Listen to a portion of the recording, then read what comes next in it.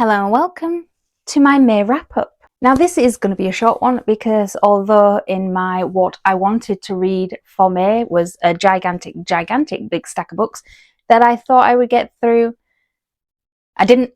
Of all those, I think I read three of what was in that pile. I read 3 of them. So yeah, I didn't stick to my plan. I don't even know going forward what my plan's going to be. I spend most of my time procrastinating about what to read other than actually reading it. And sometimes when I get home from work, especially with the weather being just hot, I just don't want to do anything. I don't want to do anything. Let's go back and see what I did actually manage to read, because I did read 2 books that weren't in this pile. So much for my piles. So in no particular order, this is what I read this month. I read Gwendy's Button Box by Stephen King, book 1 of the Gwendy trilogy, or the Button Box trilogy, however much you would like to say. And I think I gave this about 2 stars, 3 stars. It's a novella, yes, but, and it's not often I have criticism for my favourite author, but this was a whole heap of nothing. And I do have a more detailed review either up there or down below, but this was nothing happened. So it was, yeah, I think it was a 2 star, so off it went. And then I found an arc on Book Sirens because I love the cover, which is this one, called The Bone Altar Bride by E.C. Gregory. And it was alright, but that again was a 2 star, I believe, along with this one. May is going to be the 2 star club. I'm just saying it. There's a few, but yeah, this one was 2. It was all right. There were a few criticisms for it, which you can find in my review on Goodreads, because I haven't done a video on it, and I won't be doing a video on it because moving forward, especially with arcs, if it's below 4 or 3, depending on how angry I am with it, it won't be getting a video. Because it's not fair, especially when it's a debut novel, just to see a YouTuber ripping it apart in person. That's a lot different than going on Goodreads and reading your bad reviews to seeing a video pop up in your algorithm just because it's got the same title as your book, but it not being good. So going forward, that won't be happening. It will still be happening for the books that come in the book boxes. They're more traditionally published. I know that there are some traditionally published books coming up this year that I'm not going to enjoy, but you will. You will enjoy me. You will enjoy watching me not enjoy them. And then I just finished reading this one this morning. This is The Vampire's Bargain by Jasmine Walt. This came in the Butterfly Book Club box for October of last year, so it's not like years, but I mean it is May, so. And I picked this one up. It wasn't in my pile because I wanted a little book like a palette cleanser between a series I was reading, which I will get onto in a minute.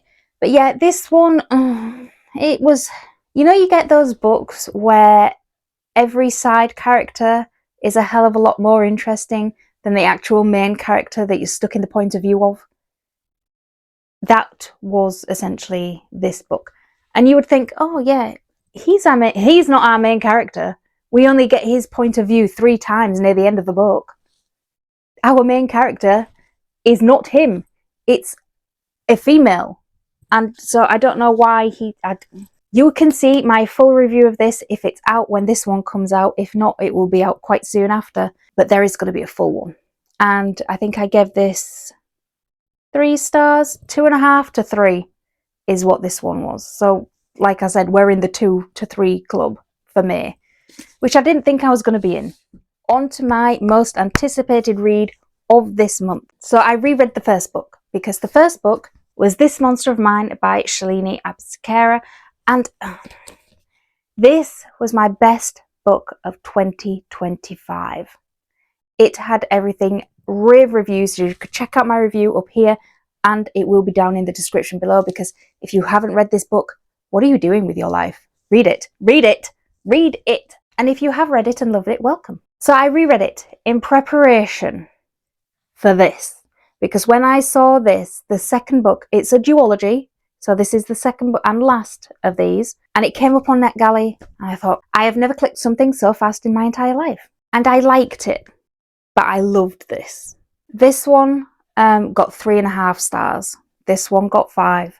It didn't hit the same on any level. That is not to say that the book was bad, because it's not. It's not bad at all. But it just doesn't live up to this one. And I love this one. And I think the author's lovely. But this, it's good. Do not get me wrong. It's really, really good. And watch my ARC review of it, spoiler free I might add, that should be out by now. I go into more detail in that video, but there are things that just didn't hit the same. It was like there was too much going on, but at the same time nothing was going on either. Odd. An odd way of phrasing it, but that is exactly what it felt like. So yeah, that was my May reading wrap up.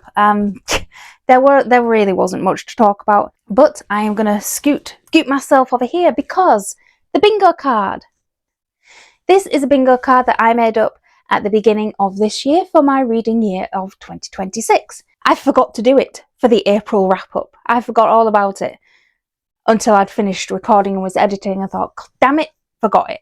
So, but there really wasn't much to add in, if anything, in April. So this is the bingo card as it stands.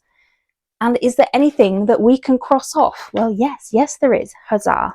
So we've got book with an animal companion. Yes, because in The Vampire's Bargain, Kitana, our main female character, she has a lovely shadow cat familiar. So we're going to be crossing that one off. A book set where I visited. I wouldn't want to visit any of the things that I've read about. A badly packaged book box. Not yet. Not yet this year. There hasn't been a bad one yet. Classic I've never read. Title with a number in it. Not yet. Read a short story collection. Nope. Read a seasonal erotica. Nope. Has a colour in the title. No. Enemies to lovers that is true. Now, this monster of mine is enemies to lovers that is true. So we're going to cross that off. Even though it's a reread, I still read it this year. We're going to cross that one off because that is a true enemies to lovers. She is out to kill him for most of the book. So yeah, true enemies to lovers. The other ones say that they're enemies to lovers. The Vampire's Bargain said it was enemies to lovers. It wasn't. It wasn't. She didn't know him. They're strangers until he rescues her. Not enemies to lovers. Book that made me laugh. Nope. Completed a series. Yes. This Monster of Mine and This Blade of Ours are in a duology. That is now done. So, yep, we can cross that one off as well. Read a book that is overhyped. Not this time I didn't. Book caused a rant review. No, they didn't. Not this time. Villain that is a proper villain.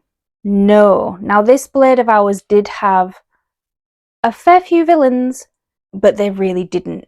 They weren't like proper villains, you know, evil to their core and enjoy it, which is what I class as a villain. No.